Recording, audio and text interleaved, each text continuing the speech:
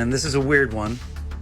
We're going to be looking at the Armor Bot from the Star Brigade line of G.I. Joe toys. This guy was released in 1993. And there's barbecue for scale. I do have to admit that this was an impulse buy when I saw pictures of a giant sort of like mech-suit vehicle for G.I. Joe, because I love robots. I love robots because of them. So I obviously compulsively had to get one of these guys in hand and just, you know, see what it was about. So first thing to note is that the legs on this guy are fixed. They don't individually articulate. He does turn at the waist, at the hips, and he does have wheels down here. He's a hefty guy, but he does come with a really conveniently placed handle on his back here. The arms do ratchet, although this one is very loose on mine.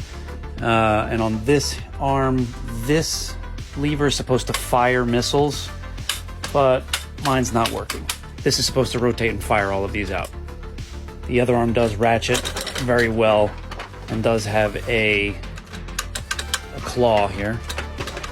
It does the job. The head does rotate. It's got a laser gun down here with a lot of other guns along either side of its head that all rotate. On either side of the chest here are these little missiles. I'm missing the same one on either side. And these guys do aim, but I don't think they fire. Inside the head / cockpit there is room for two. And I suppose one of the selling points of this guy is these buttons on the back of him. The one on the right, labeled L for laser, does this. And the one labeled C for command says a bunch of weird stuff.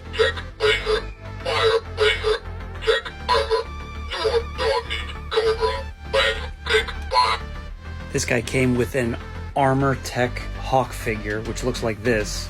Horrible. So that's Armor Bot.